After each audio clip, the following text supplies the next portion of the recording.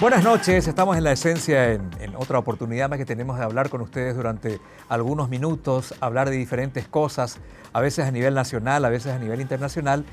Y el tema de la jubilación y los sistemas jubilatorios ha sido tema de debate en todo el mundo, en todos los países. No importa si se trata de un país desarrollado o no, siempre se debate si el sistema jubilatorio de ese país en ese momento es el correcto. Es la pregunta que nos hacemos nosotros también como país. Nuestro sistema jubilatorio, nuestras cajas jubilatorias, ¿se administran correctamente? Las normas que rigen el sistema jubilatorio en nuestro país son las normas correctas. El cálculo de haberes, por ejemplo, el hecho de que el jubilado reciba mes a mes ese dinerito que le va a permitir, no digo ya vivir acomodadamente, sino dignamente, ese sistema de cálculo es el correcto. En fin, tantas aristas que nos puede llevar a conversar incluso toda una noche de este tema, pero por supuesto que vamos a resumir nuestras preguntas para poder escucharlo muy atentamente al señor Pedro Jali, que es el actual presidente de la Unión Nacional de Jubilados. Don Pedro, ¿cómo le va? Bienvenido a La Esencia, buenas noches. Buenas noches, un gusto, a las órdenes.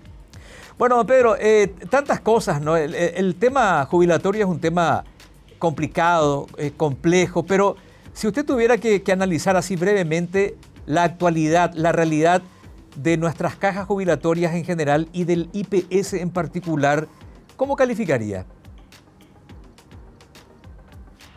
Bueno, nosotros tenemos un sistema de pensiones en Paraguay que data de 1943, que no ha sufrido reformas estructurales profundas. Sigue siendo básicamente el mismo modelo de 1943. Precisamente hoy ayer se cumplieron 81 años de la fundación del IPS y sigue vigente la misma ley. Imagínate, la sociedad evolucionó, se han producido cambios biodemográficos importantes, los riesgos laborales han evolucionado. La familia del trabajador evolucionó. En aquella época la mujer no trabajaba, en aquella época el jubilado no tenía padres. Hoy todo eso ha cambiado. Y bueno, estamos en un momento en que el régimen legal del IPS está desfasado, necesita actualizaciones urgentes. La misma cosa las demás cajas, la municipal, la ANDE, Cajubi, bancaria, etcétera, necesitan ajustes permanentes y permanentemente. En general la situación hoy es bastante crítica en términos de sostenibilidad de los modelos. Los fondos tienen poca expectativa, excepto el IPS, que todavía tiene un horizonte un poco más lejano. La caja municipal prácticamente ya entró en cesación de pagos, no está pagando ya los beneficios. La caja municipal, la caja fiscal de los funcionarios públicos paga porque sencillamente nosotros ponemos con nuestros impuestos los haberes jubilatorios de los funcionarios jubilados, y cada caja presenta sus particularidades. En síntesis, creo que se da el momento histórico en que tenemos que sentarnos a debatir el modelo de seguridad social en Paraguay, las reformas que necesita. Usted se ha estado fijando, me imagino, en los modelos de otros países, Chile, Argentina, no sé si Brasil también, Perú. Esos países han tomado medidas en los últimos tiempos, en los últimos años, digamos, que podríamos nosotros fijarnos como modelos, o deberíamos mirarnos a nosotros mismos y tratar de genuinamente hacer esos cambios que usted dice. Mira, no existe una receta única para todos los países. Los chilenos hicieron un experimento en la década del 70 con el modelo de capitalización individual y les fue pésimo. Tuvieron, si bien produjo mucho dinero para el sector bancario y financiero, realmente produjo mucha crisis social. La Argentina la misma cosa, Bolivia la misma cosa. Paraguay no hizo ningún cambio nunca, se mantuvo incólume con su modelo de capitalización colectiva o reparto solidario desde 1943 hasta hoy, pero hoy es el momento en que sí necesita ajustes, no porque el modelo en sí sea malo, sino porque la sociedad evolucionó y tiene otros requerimientos. Los uruguayos hicieron un experimento muy bueno un modelo muy bueno, que es un modelo multipilar, en el que combinaron reparto solidario con cuentas individuales, y hoy Uruguay es uno de los países que tiene la mayor cobertura en el mundo por la seguridad social, 99% de cobertura. Nosotros tenemos 22%, imagínate lo lejos que estamos de la perfección. En fin, esa es la situación a hoy. Claro, justamente cuando nos dicen que nuestro sistema es una especie de fondo solidario, quiere decir que yo activo en estos momentos estoy solventando la sostenibilidad de la caja fiscal, y el día que yo me jubile van a ser los activos de ese momento los que van a hacer esa sostenibilidad. De eso se trata más o menos, para que podamos entender todo el sistema paraguayo, don Pedro. Sí, pero hablemos del IPS. La caja fiscal, si sos funcionario público, cotizás a la caja fiscal. Sí. Tu jubilación la paga prácticamente la ciudadanía con sus impuestos. Pero hablemos del IPS, que es la caja más grande y la caja de la mayoría de la gente, del trabajador común. Ajá. El IPS hoy en día recibe en aportes por mes. Por mes, IPS recauda 110 millones de dólares por mes. 110 millones de dólares por mes. Para darte una referencia, es lo que costó el acueducto del Chaco. Bueno, un acueducto por mes recauda IPS. De esos 110 millones de dólares, se distribuye en 3 fondos. La mitad va al fondo de jubilaciones, unos 60 millones de dólares, al fondo de jubilaciones. Al fondo de salud va unos 40 millones de dólares, y al fondo de administración 7 millones aproximadamente, números más, números menos. Lo que va al fondo de salud evidentemente no alcanza, por eso las deficiencias del programa de salud de IPS. Siempre está debiéndole plata a la farmacéutica y a todo el mundo, no alcanza lo que entra como aporte, con el agravante de que el fondo de salud hace inversiones, es un caño, digamos, lo que entra sale, en el medio no queda nada, no rentabiliza nada. El fondo de jubilaciones, que recibe 60 millones de dólares por mes, paga jubilaciones por valor de 42 millones de dólares cada mes, le sobran 18. Esos 18 millones de dólares que le sobra al fondo de jubilaciones, no puede usar ni un guaraní en el fondo de salud, que como decimos nosotros es el hermano pobre. Sí. Ni un guaraní no le puede prestar. Entonces, ¿dónde va ese excedente? Y va a los bancos. Esa es la reserva técnica del IPS, no, del fondo de jubilaciones del IPS. Hoy son más o menos 2.700 millones de dólares, más el valor de las propiedades que tiene IPS. Todo eso pertenece al fondo de jubilación. Nosotros, cuando nos jubilamos, quien nos paga es el fondo de jubilaciones.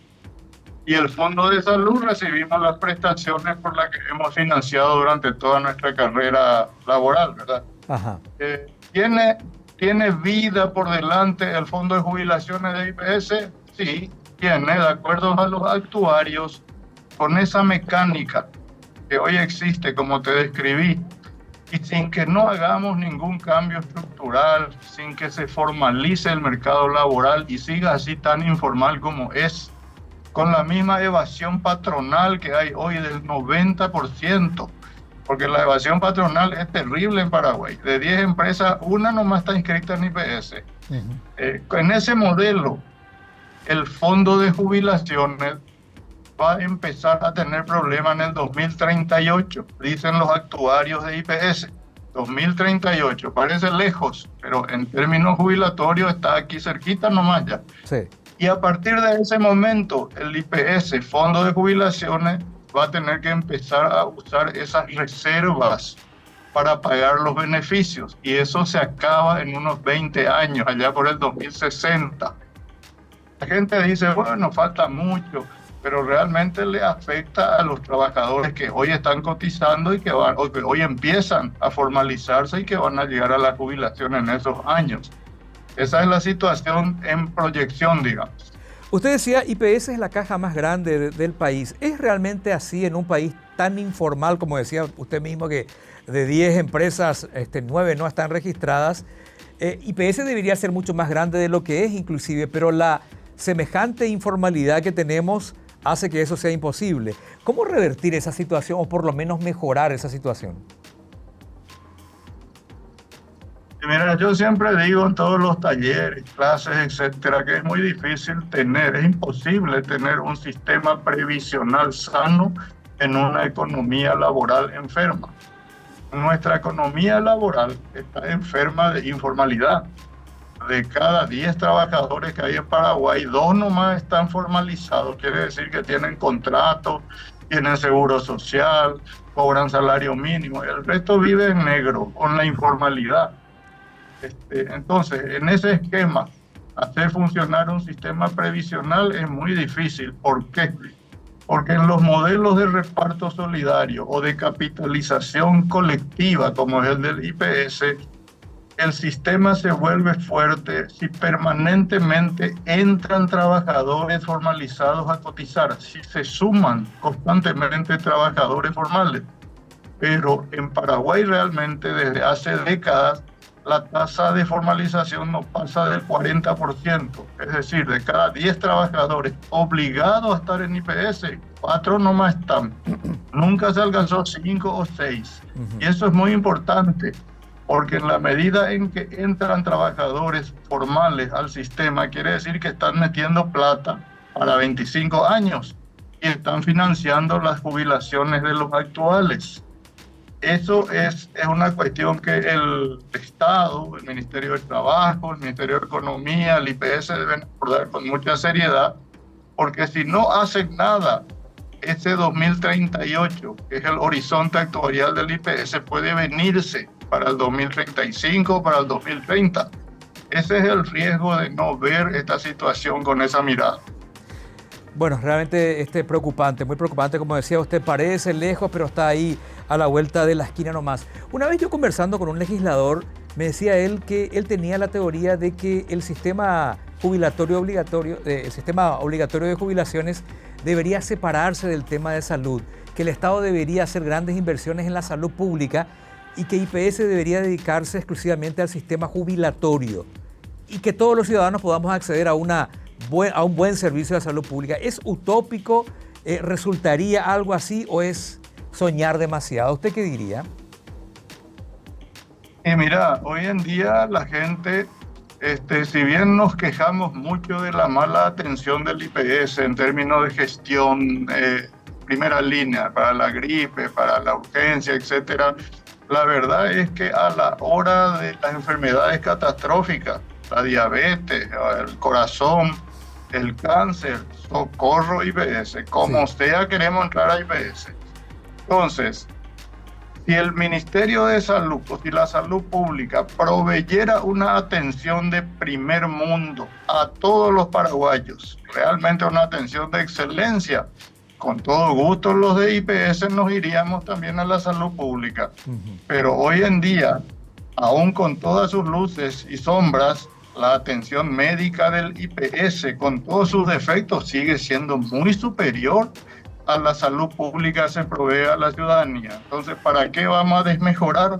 ¿Para qué vamos a saltar de la sartén al fuego? Vamos a pelear nomás por mejorar nuestro seguro social de salud de IPS. Hay muchas formas de mejorarlo. Falta decisión política y falta mucho coraje y mucho patriotismo nomás en los directivos. Pero el seguro de salud de IPS está diseñado para ser realmente excelente. ¿Para qué vamos a irnos a un modelo público de salud pública que es pésimo por donde lo mires? Ajá. Don Pedro, quisiera su parecer con respecto a la superintendencia de jubilaciones, así como está diseñada, así como está planteada por el gobierno. ¿Qué posición tiene usted sobre eso? Mira, yo siempre me opuse a esa ley, así como está formulada. Nosotros no nos oponemos al control. Eso quiero que se entienda bien. Como jubilado y como asegurado, no nos oponemos a un control de nuestro fondo, que se fiscalice y se controle realmente el uso de nuestro fondo. Pero la ley de superintendencia que se promulgó, que se está queriendo reglamentar ahora en el Ministerio de Trabajo, no hace supervisión, hace administración, dirige los fondos de IPS. Se superpone o anula, digamos, las facultades del IPS como entidad autónoma y desde afuera se van a dirigir las inversiones y las colocaciones. A eso sí nos opusimos nosotros. Nosotros creemos que el IPS tiene que potenciar su autonomía para administrarse a sí mismo. Y ahí tenemos el otro gran problema, que la administración propia del IPS se hace a través de un consejo de administración y se ha desvirtuado tanto y degenerado tanto la figura de ese consejo de administración que hoy es un apéndice político del gobierno de turno. Entonces, queremos nosotros, los asegurados y jubilados, controlar nuestras inversiones. No necesitamos que vengan de afuera a decirnos dónde poner la plata, pero necesitamos a la vez mejorar nuestra gobernanza. Quién llega a presidente, quién llega a consejero, que sean los mejores, y no que llegue un presidente excepcional que no entiende un pito de lo que es seguridad social. O sea, debería llamarse superadministrador de cajas jubilatorias, no superintendente, que son funciones muy distintas, son conceptos muy distintos. Si vos tomás el ejemplo, por ejemplo, de la superintendencia de bancos, la superintendencia de bancos no le dirige a los bancos, a los directorios de los bancos, sino que les marca la cancha en el sentido de cuáles son las inversiones riesgosas o no. Pero ese directorio puede hacer las inversiones que quiera, tiene autonomía. Eso no pasa con la superintendencia de pensiones. ¿Por qué? Porque el superintendente de pensiones puede dirigir las inversiones del IPS, es decir, pongan la plata acá. Correcto. O tal cantidad de plata utilicen para pagar deuda externa o entreguenle al gobierno a cambio de títulos, valores, un montón de cosas que no estamos de acuerdo, que podrían significar, tal vez en este gobierno sean un poco más cautelosos, pero si viene un gobierno medio loco dentro de 5 años, y necesite plata, te aseguro que va a echar mano a los fondos de IPS porque esa ley de superintendencia le permite disponer de ese dinero. Claro. Ahora bien, estaba leyendo en un medio hoy su posición con respecto al sistema de reajuste. ¿Qué tema tan importante, ¿no? Ese dinero que le llega al jubilado tiene que servirle para vivir hoy. No es lo mismo hoy que hace 3, 4, 5, 6 años atrás, cuando la plata valía de otra manera. Usted decía que el parámetro que estamos utilizando para determinar los porcentajes de reajuste en los haberes jubilatorios no es el correcto. ¿Por qué lo dice y para dónde tendríamos que cambiar ese sistema, don Pedro? Mira, hasta el año 1992, el ajuste de los haberes jubilatorios, es decir, cuánto te sube tu jubilación cada mes, el ajuste lo determinaba el Consejo de Administración del IPS porque era una entidad autónoma y decía, este año vamos a aumentarle a los jubilados 5%. ¿Por qué? Porque el costo de vida subió 5%. En el año 92 se cambia ese criterio autónomo del IPS y se resuelve que el ajuste de los haberes jubilatorios se hará por el IPC. ¿Qué es lo que es el IPC? El índice de precios al consumidor, la tasa de inflación, sí, que cada fin de año establece el Banco Central y se aplica desde enero en adelante. El IPC, empecemos, es una herramienta de política monetaria que generalmente se utiliza para contener la inflación o en relación a otros factores macroeconómicos. No tiene mucho que ver con el incremento real del costo de vida de la gente. Entonces, desde 1992 el IPS ajusta los haberes jubilatorios de sus asegurados, sus jubilados, por el IPC. Al principio todo fue bien, porque en el 93 fue 20%, en el 94 fue 18%, y luego empezó a decaer. Hoy, el año pasado fue 3.7%, este principio de año, 3.7%. Uh-huh. Se estima que en los próximos años será igual, o estará máximo 4 o bajará a 1, en fin. ¿Qué es lo que nosotros vemos? Tenemos estudios que demuestran que el costo de vida real es mucho más alto que ese 3.7% que ahora nos dictaron desde el Banco Central. Uh-huh. Es tan alto que realmente el costo de vida se incrementó en un 35%, pero nos dieron 3.7%. Consecuencia, si vos tenías una jubilación desde hace 5 años, se fueron aumentando con los IPC de cada año. Y hoy, digamos, tus 5 millones inicial hoy vale 7 millones. La realidad, con esos 7 millones podés comprar la mitad de lo que podías comprar con esos 5 millones de hace 10 años. El valor relativo del haber jubilatorio cae en picada. El IPC no detiene esta caída. Entonces lo que nosotros queremos es trabajar con el IPS en una fórmula que nos permita mantener realmente el poder adquisitivo del haber jubilatorio del jubilado y que tenga una vejez un poco más digna y desahogada. Finalmente, y agradeciendo su tiempo, ¿usted sostendría que se tendría que regresar al sistema anterior, es decir, a esa autonomía en esa decisión del IPS? Una de dos, o hablamos con el Banco Central y establecemos un IPC propio para los jubilados, porque la canasta básica que el BCP mide se refiere, por ejemplo, al consumo de los trabajadores activos. Ajá. Pero no se considera aquellos consumos que pesan mucho en la canasta básica de los jubilados, como el tema medicamentos. Absolutamente. A eso agregarle que un jubilado que va al seguro de salud de IPS con su jubilación y en su bolsillo y no le entregan los medicamentos que tienen que darle y todos son de alto costo, tiene que gastar el 70% de su jubilación en irse a Clorinda o ahí enfrente a comprar medicamentos. Exacto. Eso no ve el Banco Central.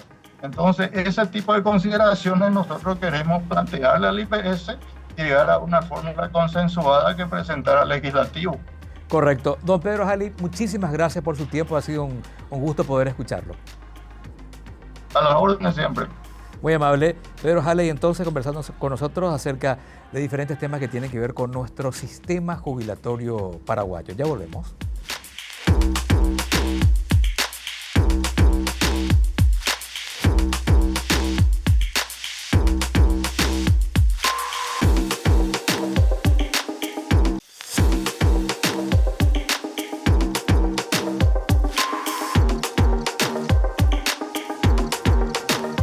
Bueno, por supuesto que las necesidades, las particularidades, las exigencias de un jubilado no son coincidentes con un trabajador activo. El jubilado, por el paso del tiempo, por supuesto, tiene más necesidades en cuanto a su salud, es más vulnerable, otro tipo de alimentación, su movilidad ya no es la misma de su época de trabajador, eso ya implica más costos también, recurrir a medios de transporte tipo plataformas, en fin, es todo más complicado. Entonces, es muy difícil creer que un índice, un parámetro para regular los aumentos dentro de los haberes jubilatorios que sea, digamos, parecido o igual al que se utiliza para un trabajador activo, es muy difícil concebir que llegue a funcionar para un jubilado. Quizás el retorno al sistema anterior sería lo apropiado, o quizás, como decía don Pedro, una de dos, conversar con la gente del Banco Central de Paraguay y establecer parámetros e indicadores exclusivos que tengan que ver las particularidades de los jubilados para poder determinar cuál es el porcentaje de aumento cada cierto tiempo que tienen que tener en sus haberes jubilatorios. En fin, es solamente un aspecto de toda esta problemática, y es cierto lo que decía también, uno dice, en el 2038 vamos a empezar a utilizar las reservas y eso nos va a generar la posibilidad de que IPS pague por un tiempo más nomás. Uno dice, pero qué lejos está eso, y no, está ahí nomás a la vuelta.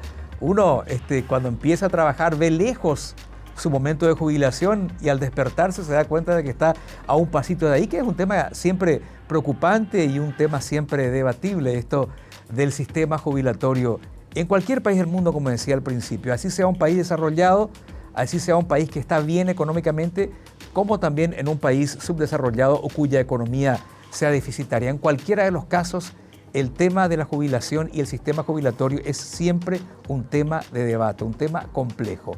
Hasta la próxima aquí en La Esencia.